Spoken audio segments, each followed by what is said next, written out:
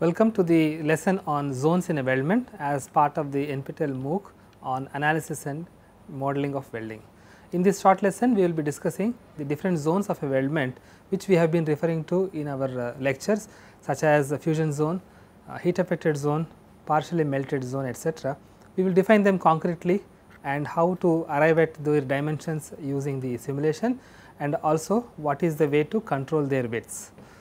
So, let us just look at what does a welding process do to different locations on the sample surface or the weldment. So, if you look at the process, what happens is that there are points which are just below the arc or the heat source. These undergo a complete fusion in the case of fusion welding, which is our topic. So, basically what happens is that you have melting followed by solidification, and for most of the industrial alloys you do also have things like precipitation of phases that are going to strengthen that material, for example, in the case of steel or aluminum alloys, etc. So, you also have precipitation that is going to take place, okay. And also phase transformations, such as in the case of titanium alloys, you have transformation from BCC to HCP as you go below the beta transverse temperature. So, like this there are various things that are going to happen for the material that is right under the heat source, and if you look at what is happening here, it is almost as if you are actually performing a mini ingot of solidification and processing right under the arc. So, in a way the welding is going to redo whatever we have been doing to that material right from the beginning. And for the points which are slightly away,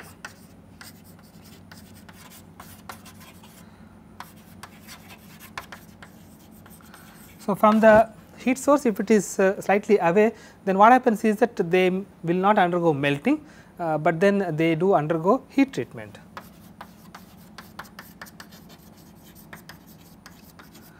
And which means that we need to keep this in mind while analyzing what would be the effect of welding on that particular material, and very often a material is called weldable depending upon what is happening during these processes under the weldment. So, let us look at them little bit closely.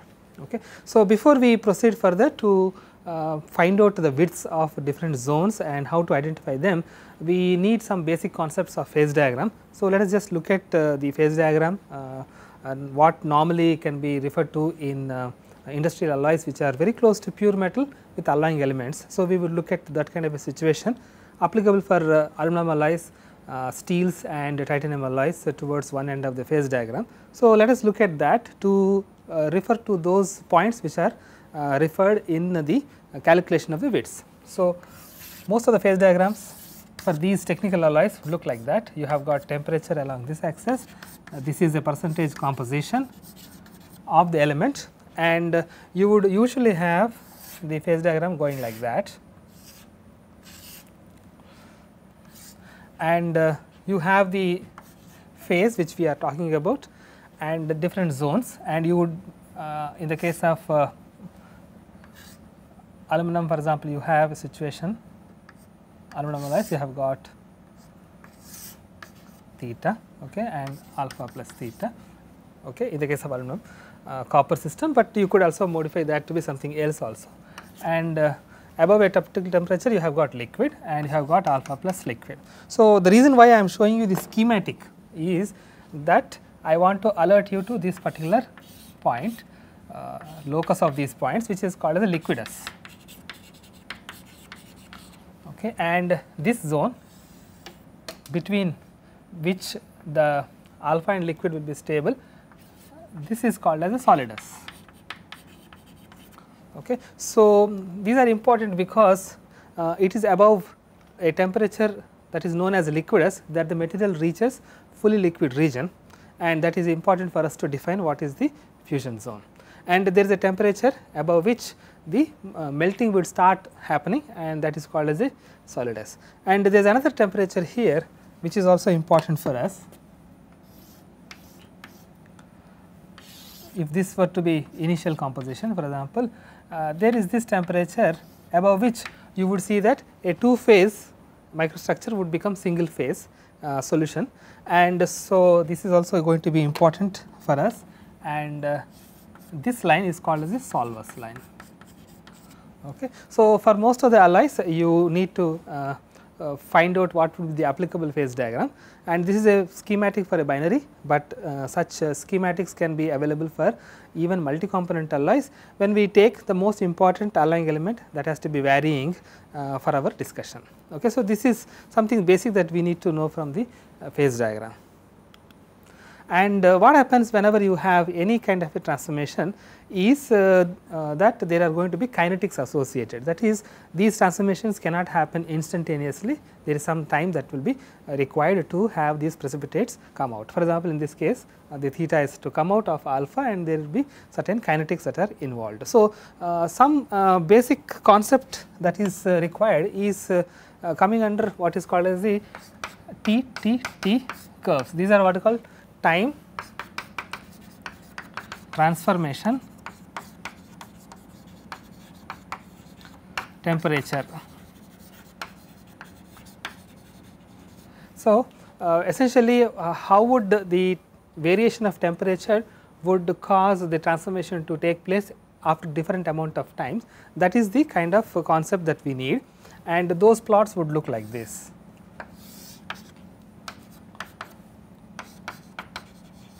If this were the temperature below which the transformation is supposed to happen, then these curves would look like that, which means that as you go below the equilibrium temperature at which the precipitate is supposed to come out, then the start and end of the transformation is going to take certain amount of time. So, let us take some temperature like this. It means that this much of time is required for the precipitation to start, and then the precipitation is over by that much of time beyond. Okay. And you would see that as you keep decreasing the temperature, you would require less and less time to start the transformation. The reason why this happens is because as you go below the equilibrium temperature, you have basically increased driving force, so that you could have the precipitation taking place, and the nucleation rate also goes up, and therefore, you would have the gestation time, incubation time required for the start of the transformation that is reduced. And these are the concepts that are generally available in a physical metallurgy course. You could refer to any of the popular books on physical metallurgy to go in depth into this. What is applicable from this concept for welding is what is called the CCT curves, okay, which is a derived concept from the TTT. So, continuous cooling transformation, CCT curves, and they look very similar except that they are supposed to be applicable for continuous cooling, and they look like that.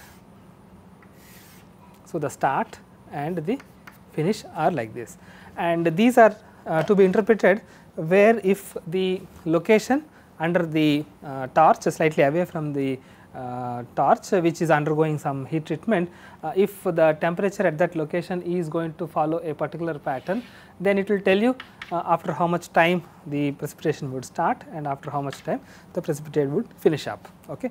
And depending upon the cooling rate, you could see that it takes different amount of times.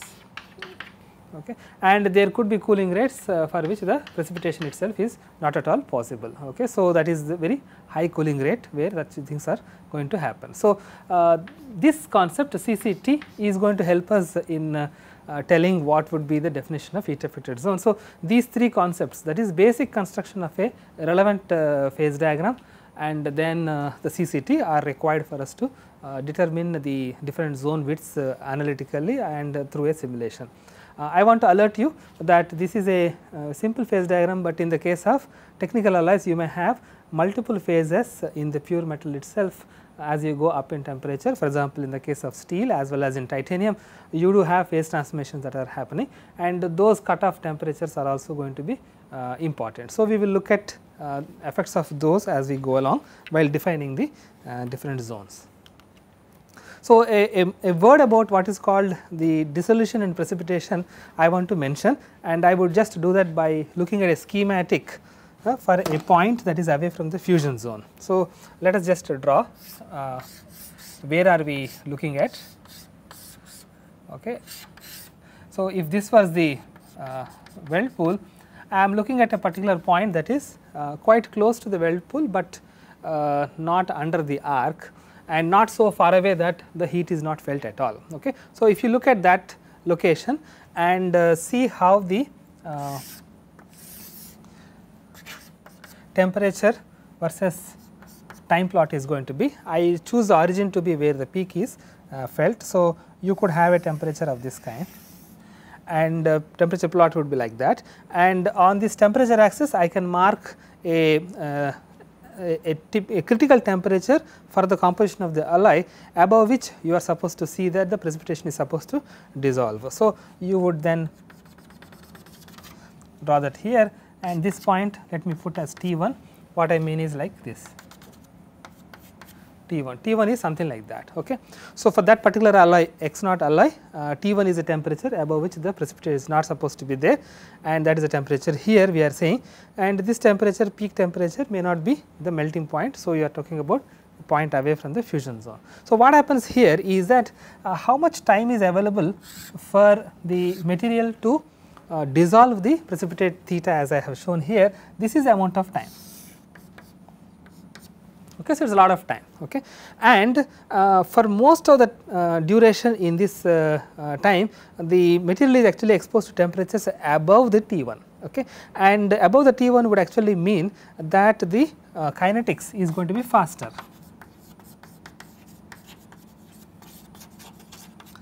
Generally, at higher temperatures the kinetics are faster. The reason is as follows: you have usually these kinetics depending upon the diffusivity, and diffusivity is generally given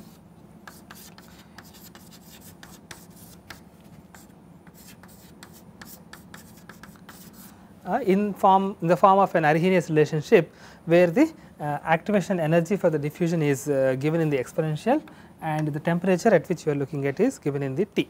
So, you can see that at higher temperatures you have got basically the denominator is large, that means that you have got the entire number small, and that is going with a negative sign. So, which means that you would have basically division with a smaller number giving you larger diffusivity. So, diffusivity is higher at higher temperatures. It means that the atoms can actually go away from the precipitate to dissolve easily when you are going above this T1 temperature. The kinetics is not the only one factor. You also know that as you are going above T1, then you are actually equilibrium is actually demanding that you are supposed to dissolve. So, which means that the driving force for dissolution is also high.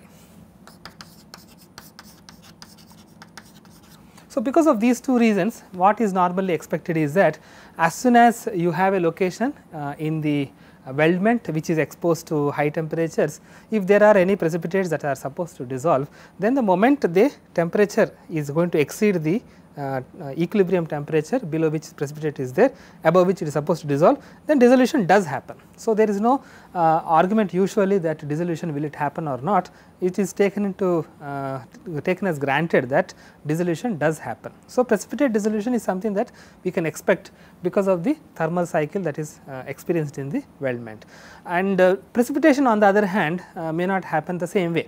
The reason is that for precipitation you have this situation that as you are going down the temperature, that is in this part, it is in this part that the precipitation is supposed to happen. So, I would just mark it is in this region that you have got dissolution, and in this region you have got precipitation. So, you can see that as the time is proceeding, you are at lower and lower temperatures, and the precipitation is then dictated by certain amount of time, and the kinetics are going to be different as you keep going down. Okay. So, which means that it may be possible that precipitation is not going to be complete. You may actually end up with the single phase microstructure even at room temperature, because precipitation has not finished, and which means that between dissolution and precipitation you can say confidently that in welding dissolution is generally going to finish up, but precipitation is not going to finish up. This has a consequence in the heat affected zone for the weldments. So, that is the reason why we are talking about that, and we will refer to this point when we are looking at the widths. Okay. So, what are the aspects of an initial microstructure that we have to be bothered about these different widths. So, the initial microstructure of a weldment are going to have like this. Usually it will be a plate that you are going to weld, and this plate usually is going to be undergoing initially you have got ingot, and then how does the plate come. So, you got ingot and you have got a hot rolling, and after that you have got cold rolling, and in between you may have also thermomechanical treatment, and finally you will have a desired texture for the optimum properties, and that is how the plate is going to be there. Now, such a plate, for example, which you are going to then weld, implies that you are going to superpose a thermal cycle on the top of this microstructure, which means that some of these things that were happening during the production of the plate are going to be wiped off during the heat treatment cycle. And what are the various things that will happen? You can look at what is happening here. For example, the texture will be disturbed, okay, things that will change. If you have a very fine grained microstructure, then you would expect that grain growth may happen. If you have precipitates, then dissolution of precipitation may happen. And if you have, for example, phases, then the phase content can change, phase fractions. Okay, in the case of, for example, dual phase steels, okay, and alpha beta titanium alloys, you may expect that the phase fractions of those phases may change depending upon the welding cycle. So, as you can see that much of what is going on in the design of the material is going to be undone during welding, and therefore, we have to understand what is the width over which all these things will happen, so that for that width we can try to minimize the damage or at least address it by a post weld heat treatment to recover back the properties. So, this is the background over which we can then build upon to see how to handle different zones. So, some terminology of the zones, and these are already mentioned to you, but let us just talk about them briefly. The different terms are as follows. We have got them as fusion zone and heat affected zone and partially melted zone. And in the case of friction welding, you may have also thermomechanically affected zone and so on, but in most of the weldments these three zones is adequate for us to look at. And fusion zone is what is right under the torch, which is molten. Heat affected zone is slightly away from it, which is basically affected by the thermal cycle. In microstructure is actually changed a little bit on those aspects, and PMZ is between these two, which is basically going to experience a little bit of a melting, and that is important for alloys where the cracking tendency is going to be critical. So, let us analyze these three zones by looking at how to determine them and how to know the widths. Okay. So, we will take the fusion zone first.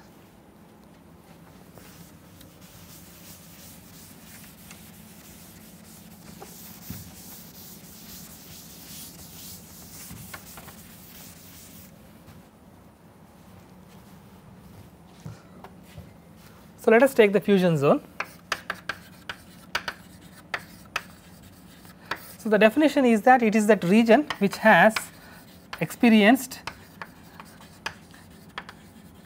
a temperature which is greater than or equal to the melting temperature or melting point. Okay. So, which means that you could actually visualize the fusion zone analytically as follows. If you have the one of the sections, let us say top view for example of a weldment, then make a contour of temperature is equal to Tm, then the region enclosed by that contour is the fusion zone.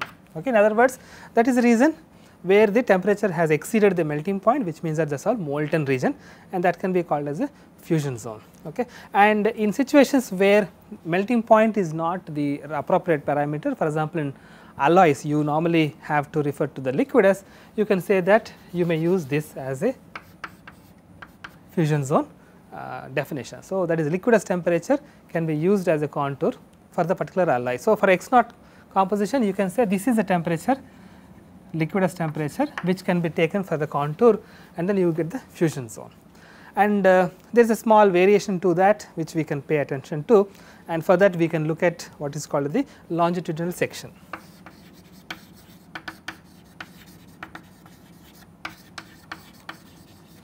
So, in the longitudinal section, as we have discussed earlier, you normally have possibility to see the direction of the torch velocity, and if this was the center point, then you know that this was the liquid region, and in the front of the torch is where the melting is happening, and behind the torch is where the solidification is happening. Okay. So, you could think of the fusion zone boundary as two parts, one that is ahead of the arc and one that is behind the arc or heat source. So, there is one part here and one part there.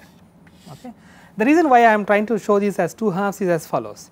In the part of the melting, usually the alloy that you have chosen, this is the base alloy or base material. You can look up the phase diagram to see what is the liquidus temperature for this base material, and that will become the contour for the fusion zone here in the front. Okay, so, that is very simple. On the other hand, for the back side there can be a variation. For example, let us say you are using not an autogeneous or a homogeneous filler kind of a welding, you are using for example a heterogeneous filler in a welding situation. So, which means that the composition of the liquid zone is not the same as the base material, it has been modified. So, if it was modified for example, then on the back side where it is going to solidify, it is determined by the solidification temperature of the alloy which is in the melt pool and not of the base material, and which means that this boundary can be given by the liquidus of the alloy which is of the fusion zone. So, you can say that this line is basically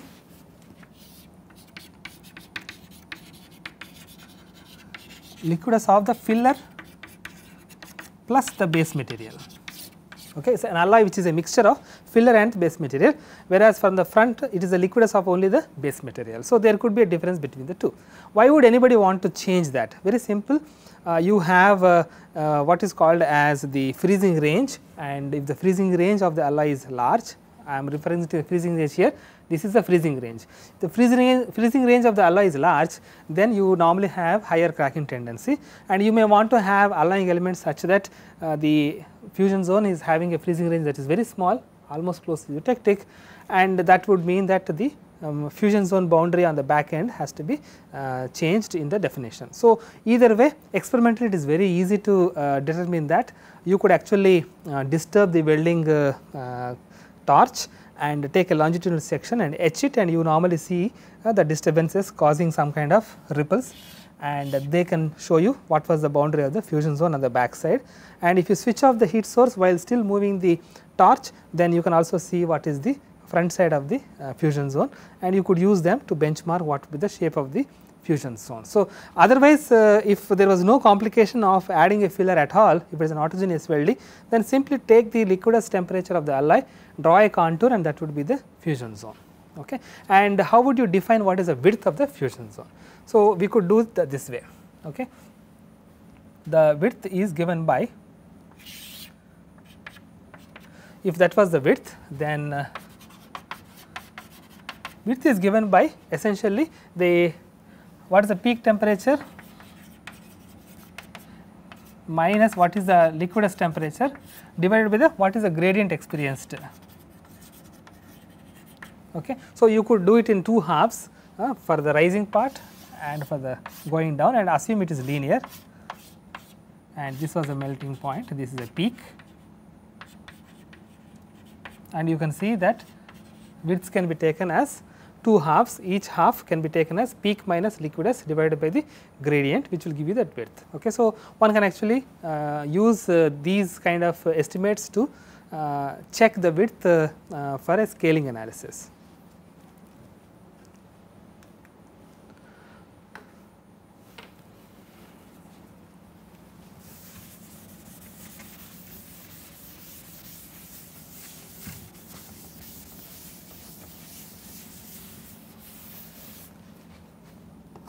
Let us now look at the partially melted zone. Partially melted zone, or PMZ as it is called, is basically defined as the region that experiences temperatures in the freezing range.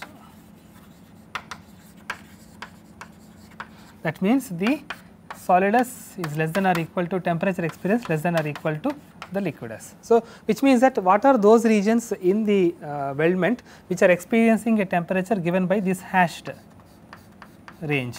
Okay. So, this is the freezing range. So, those regions are called as the freezing partially melted zone. So, how would that look like in a top view?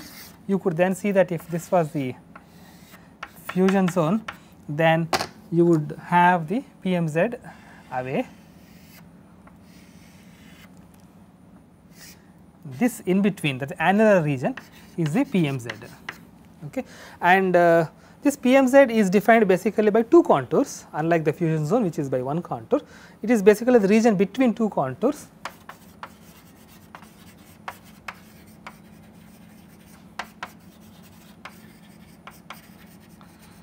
First contour is basically the liquidus, second contour is the solidus. Okay. And these two contours would then show you how much of the width is experiencing a temperature in the freezing range, and that freezing range is where the temperature is between the solidus and liquidus. That is why we call partially melted zone. And if you want to look at the width, and that is basically this width I want to know, that can be approximated. This width, PMZ width, is approximately given by the difference in these two temperatures, which can be obtained from the phase diagram. So, which means that T liquidus minus T solidus divided by the gradient. Okay. So, how would the temperature profile look like along this distance y if you were to plot temperature as a function of y? Then this is the peak temperature, and these are the liquidus and the solidus, and I am assuming that there is a linear plot here, and so the width is given by this, that is a W, this is a W. Okay. So, that is given basically by looking at the difference in the two temperatures divided by the temperature gradient, which is linearized in that particular range, and that will give you. So, which means that if you are going to have issues in the welding because of cracking, for example, due to the partially melted zone, then you have to see what is causing that. And if it was, for example, the alloy which happens to have a large freezing range, you can change the alloy in the fusion zone alone by adding a filler which reduces the freezing range. You can see that the freezing range is 0 for the pure metal, it is again 0 for eutectic, and in between it is varying. So, you can actually change it by changing the alloy content in the fusion zone. You can also change it by changing the gradient. Okay. So, gradient can be changed by changing the heat source or the cooling conditions, and you could then make it sharper or wider, and normally if you make it sharper, then the width is going to be reduced, and for extremely sharp gradients that are experienced in, for example, electron beam welding, you have basically PMZ virtually absent. So, like that you could actually control. Okay. So, this is how the PMZ is defined and looked at.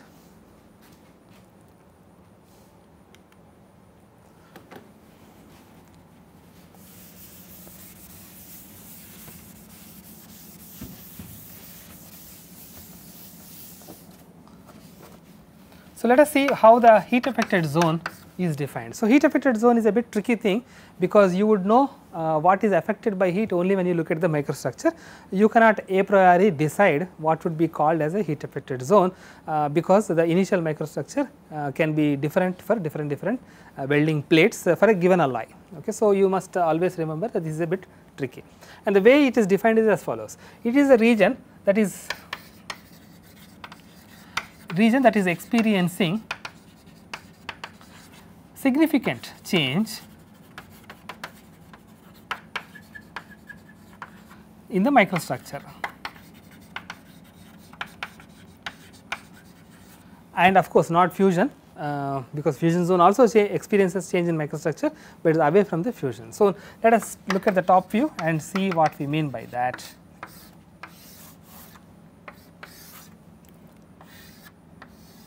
if this was fusion zone and an annular region around it, we called it by the name PMZ. So, heat affected zone would be much farther away. It is also annular like the PMZ, but it is much farther away from the fusion zone beyond the PMZ. Okay. Now, it also means that this is a region encompassed by two contours, the first contour being the liquidus. So, basically when the temperature is between the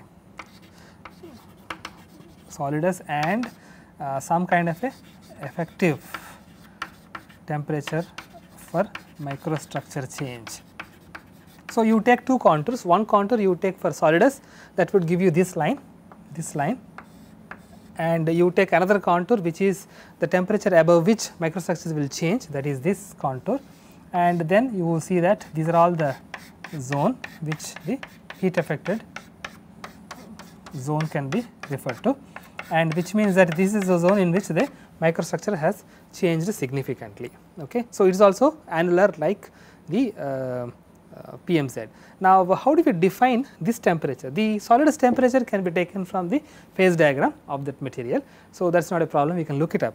But what about this temperature? So, this is the temperature that can be defined for a given context. Let us say for example, a material which has no precipitates at all, like for example, commercial pure aluminum, and you have just basically only the grains. So, you can think of this effective temperature for microstructure change as temperature above which grain growth is significant. So, if grain growth is significant, it means that heat affected zone is going to have coarser grains, and you want to define that by these contours, and that can be taken. And there can be other definitions also. For example, you could take the temperature which is for a transition from, let us say in the case of low carbon steels, a temperature from above which you can go to austenitic microstructure. So, austenitizing temperature can be taken. In the case of titanium alloys for example, where you can go to the BCC phase from alpha phase, that can be taken. So, you can say that solvus or solid state transformation temperature, that can also be taken as a reference temperature to define what would be the heat affected zone. In the case of microstructures which have phases like the precipitates, then it is also very simple. You can also take it as temperatures above which those precipitates will dissolve. So, that is the solvus temperature that we can take. Okay. So, like this you could define, and in the case of a cold worked plate, then you know that for a cold worked plate the microstructure, rolled microstructure can get recrystallized at lower temperatures with increasing amount of strain. So, you could also define that as a temperature above which the recrystallization can take place.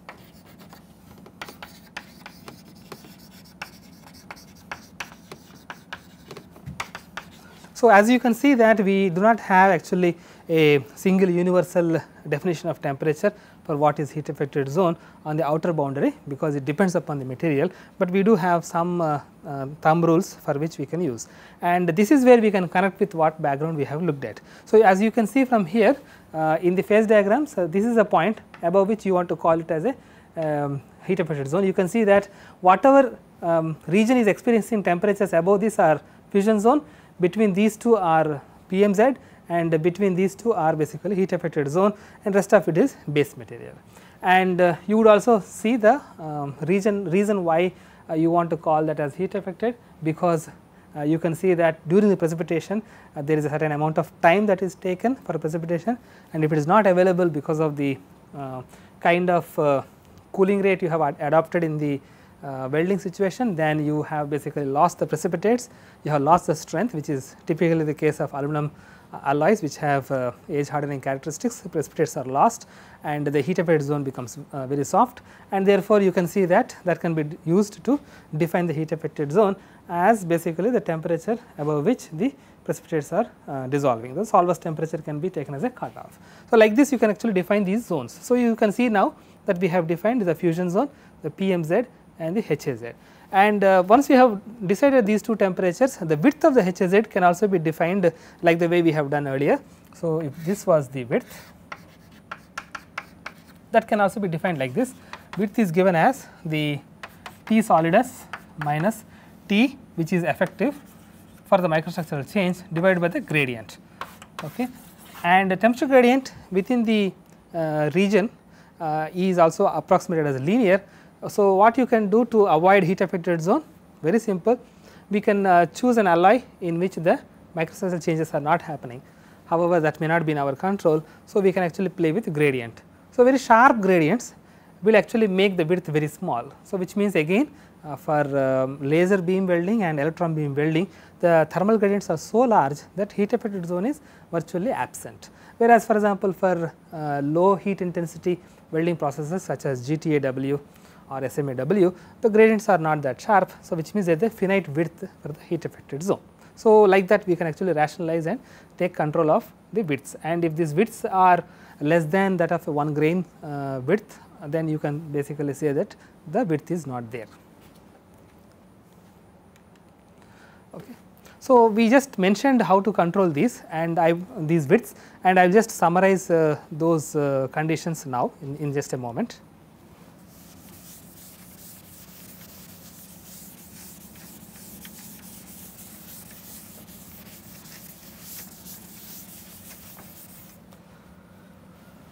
So, the process conditions that which affect the widths of these zones are as follows. The fusion zone width is affected basically by the size of the heat source itself, because it is under the heat source that you intend to melt the material, and you would have a wide heat source for example in the GTAW, and you would have a very narrow heat source in the case of electron beam welding, and accordingly the amount of material that is molten also is going to change. So, you can say that the fusion zone is affected basically by the radius or the size of the heat source. And what about PMZ? PMZ is affected basically by the fact that you have got the liquidus minus solidus.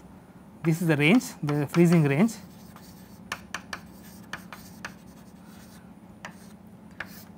by gradient. So, which means that it is affected by what is the freezing range of the alloy. So, if the freezing range of the alloy is more, everything else kept same, then it would have a larger PMZ. And if you have a same alloy but different welding processes, one welding process gives you higher gradient than the other one, then the one which has higher gradient would have a lesser PMZ. So, it depends upon the gradient. Now, how does the gradient get affected in terms of the process parameter? Basically, it is the heat removal process. So, if you are able to remove heat much faster, then you can actually increase the temperature gradient. So, which means that if you have a copper water cooled copper backing plate to remove the heat from the bottom of the weldment faster, then you will have effectively higher gradient and you can have lesser width of the partially melted zone. And the same way for heat affected zone, it is dependent upon, and this is also the same way it is governed, and this is also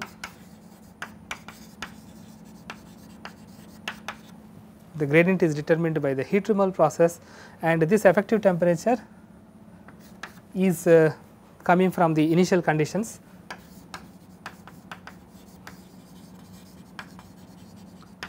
of the plate which is being joined. Okay. So, you can say that this effective temperature depends upon the plate. Let us take two situations, one is a cold worked plate, another is annealed plate. Then naturally you can see that cold worked plate would undergo things like recrystallization, and that would actually make a HZ appear, and whereas an annealed plate, for example, you may have at the most a grain growth that will take place, and therefore you may have very different kind of a definition for heat affected zone. So, it depends upon essentially what is the initial condition of the plate that we are looking at. So, this is how actually we can define these various widths, and all these definitions you can see that we are actually coming back to the heat source or the heat removal process. So, the thermal modeling has to be done properly to be able to predict these widths or at least rationalize the widths that you have seen in the experiments. So, if you see these widths that are going to play a role, then naturally you want to control them, and of all these things usually you want to control only these two, because fusion zone is more or less determined by the choice of the heat source. And if you want to control these two widths, then you would like to do it for the following reasons. You want to handle the cracking tendency, so that is where the PMZ is going to play a role, and you want to handle the strength loss in the heat affected zone, and that is where this is going to play a role. And if you want to recover whatever loss is happened in this heat affected zone, then you would resort to what is called as a post weld heat treatment. Post weld heat treatment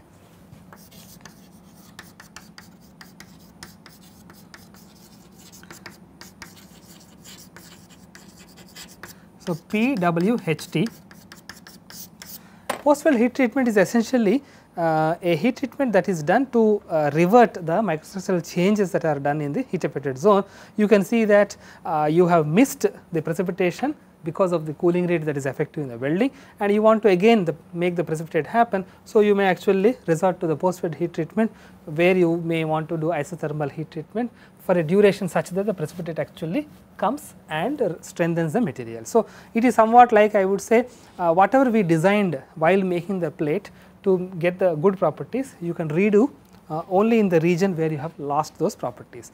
However, post weld heat treatment for a very complicated weld joint may not be practicable if there are distortion issues and the complicated shapes are going to be critical for the application. So, there are situations where post weld heat treatment is actually not desirable, but where it is possible, one would normally like to do this, so that after the joining is done, you again redo the heat treatment for the best properties to get the material performance that you desired through the physical metallurgy principles. So, with this we actually close the lesson on the different zones in the weldment.